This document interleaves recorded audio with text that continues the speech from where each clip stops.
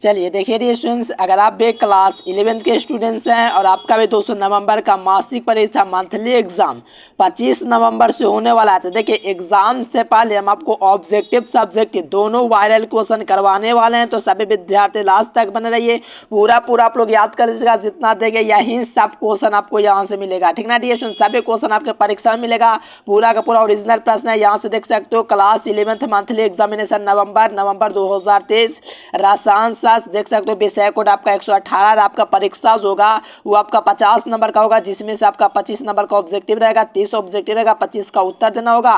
वहीं objective subjective दोनों कराने वाला है। अगर आपका समय 1 घंटा 30 मिनट यानी कि 1.5 घंटा का समय रहेगा और आपका जो ऑब्जेक्टिव रहेगा 230 ऑब्जेक्टिव रहेगा, जिसमें से मात्र 25 क्वेश्चन का उत्तर देना है। चलिए यहाँ से आप लोग देख सकते हो दोस्तों, पहला क्वेश्चन आया है कि निम्नलिखित में से कौन सा जोड़े गुणित अनुपात का दोस्तों नियम का सहायक होता है। तो पहला का दोस्तों हो जाएगा carbon monoxide and oxygen. Option का होगा फर्स्ट का डी नंबर ऑप्शन। चलिए सेकंड नंबर क्वेश्चन है कि गुणित अनुपात नियम का प्रतिपादन किसने किया था। गुणित अनुपात दोस्तों का जो नियम दोस्तों तो प्रतिपादन किया तो वो आपका डाल्टन नामक वैज्ञानिक ने किया था। कौन? डाल्टन नामक वैज्ञानिक ने। तो ऑप्शन नंबर ए हो जाएगा।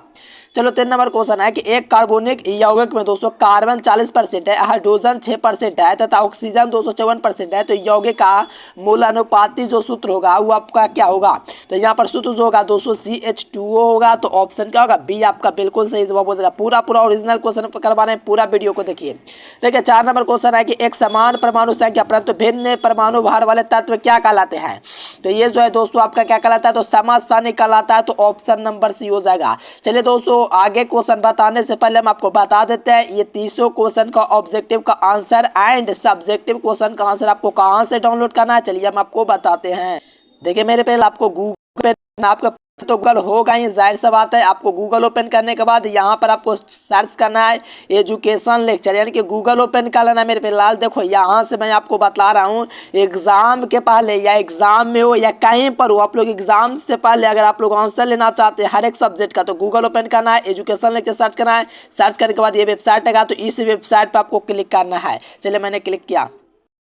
देखिए जैसे ही आप लोग दोस्तों गूगल पर सर्च करते हैं एजुकेशन लेक्चर, सर्च करने के बाद वेबसाइट पर क्लिक करते हैं, इस प्रकार से आपका ओपन हो जाएगा। ओपन होने के बाद देखेंगे तो यहाँ पर आपका क्लास 11th IAC यहाँ पर लिखा हुआ है, क्लास 11th IAC। इस वाले लिंक पर आपको क्या करना है, क्लिक कर देना है। तो देखिए मैंने इस पर क्लिक कर दिया।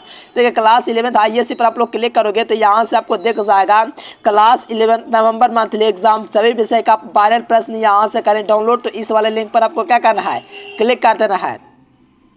देखिए इस पर जैसे ही आप लोग क्लिक करते हैं दोस्तों, तो यहाँ से आप लोग देखेंगे तो इस प्रकार से आप लोग थोड़ा सा नीचे स्क्रॉल करेंगे, करते जाएंगे और यहाँ पर आप लोग देखिए सबका मैंने टाइम टेबल भी लगा दिया कि 25 का आपका दोस्तों फिजिक्स केमिस्ट्री का, 27 का, इस प्रकार से मैंने पूरा टाइम टेबल लगा रखा है ताकि आप लोग देख सकें। और देखिए पूरा विषय का यहाँ से लिखा हुआ नीचे दिए गए लिंक के माध्यम से सभी विषय का ओरिजिनल पेपर डाउनलोड कर सकते हैं। तो यहाँ पर फिजिक्स है तो फिजिक्स पर जाइए, केमिस्ट्री का आपका एग्जाम चल रहा है तो केमिस्ट्री वाले लिंक पर आप लोग क्लिक कीजिए और यहाँ से हर एक विषय का यहाँ से आप लोग आकर के डाउनलोड कर सकते हैं। फटाफट आपका लिंक काम कर रहा है, यहाँ से आप लोग ऑब्जेक्टिव सब्जेक्ट सबका आंसर देख सकते हैं। तो आप लोग को गूगल पर सर्च करना है एजुकेशन लेक्चर। चले मेरे प्यारे स्टूडेंट, चले यहाँ पर 5 नंबर क्वेश्चन है कि परमाणु के नाभिक में होते हैं, इनके परमाणु के जो नाभिक में होता है उसमें क्या होता है। देखो ये 12th में भी आपका पढ़ना है। इसमें जो होता है दोस्तों परमाणु के नाभिक में होता है तो इसमें प्रोटॉन और न्यूट्रॉन दोनों होता है। तो ऑप्शन नंबर बी। चले यहाँ पर 6 नंबर क्वेश्चन है कि यदि किसी तत्व के परमाणु संख्या 15 इलेक्ट्रॉन तथा 20 न्यूट्रॉन है तो उसकी परमाणु संख्या क्या होगी। तो उसके परमाणु संख्या दोस्तों क्या हो जाएगा, 35 हो जाएगा। जोड़ दीजिए दोनों को। चलिए 7 नंबर क्वेश्चन है कि प्रोटॉन आवासित है। देखिए प्रोटॉन है दोस्तों आवासित है, तो कहाँ पर आवासित है, तो आपको बोरॉन में आवासित है। तो ऑप्शन नंबर ए हो जाएगा बोरॉन में। चलिए यहाँ पर 8 नंबर क्वेश्चन है वर्ष सारणी में दोस्तों 3 तत्वों की संख्या क्या है। वर्ष सारणी को दोस्तों तीन में यानी कि तीसरे में जो तत्वों की संख्या होता है, जैसे पहला में 2 होता है, दूसरा में 8 होता है, तीसरा में क्या होता है, ये आपसे पूछा जा रहा है। सो यहाँ से आप लोग बताइए दोस्तों, काफ़ी ज़्यादा इजी है। तो आपको याद रखना तीसरा में भी आपका 8 होता है। चलिए नेक्स्ट क्वेश्चन यहाँ से देखा निष्क्रिय आवर्त सारणी के दोस्तों किस समूह में आते हैं। देखो निष्क्रिय होता है, वर्ग फूल रहता है, यानी कि वर्ग दोस्तों क्या था, फूल रहता है, यानी कि वो फूल हो जाता है वर्ग 18 के तत्व निष्क्रिय। तो उसमें जो आपका समूह होगा दोस्तों बहुत बड़े, ये आपका शून्य समूह में अंतर्गत आएगा। तो ऑप्शन बी। देखो बेटोन के कितने समयावी होते हैं, बेटोन के जो समयावी होता है आपका 2 समयावी होता है। चलिए यहाँ पर 11 नंबर क्वेश्चन है कि सांस संयोजन, विद्युत संयोजन तथा उप संयोजन बंद है, वर्तमान है। तो ये दोस्तों वर्तमान है दोस्तों कहाँ पर, तो अमोनियम क्लोराइड में, ऑप्शन नंबर सी। देखिए 12 नंबर क्वेश्चन है कि कैल्शियम में संयोजी इलेक्ट्रॉन की संख्या होता है, तो संयोजी इलेक्ट्रॉनों की संख्या इसमें कितना होता है, सी यानी कि 2 होता है।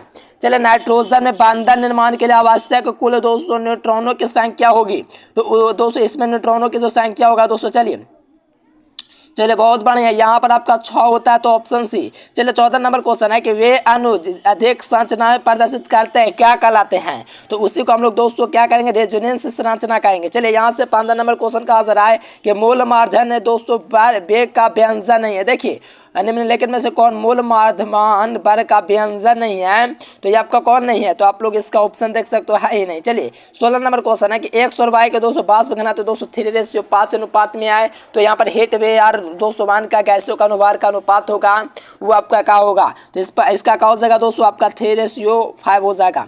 चलिए संयंत्र गुणांक का मात्रक क्या हो जाएगा, तो संयंत्र गुणांक का मात्रक ध्वज हो जाएगा। देखो 18 नंबर क्वेश्चन है कि क्विकलाइम पर दोस्तों जब डाल डाला जाता है तो अभिक्रिया होता है। देखो क्विकलाइम पर जब जाल डाला जाता है तो अभिक्रिया होता है दोस्तों, वो आपका ऊष्माक्षेपीय अभिक्रिया होता है। कहने का मतलब ऑप्शन नंबर ए हो जाएगा।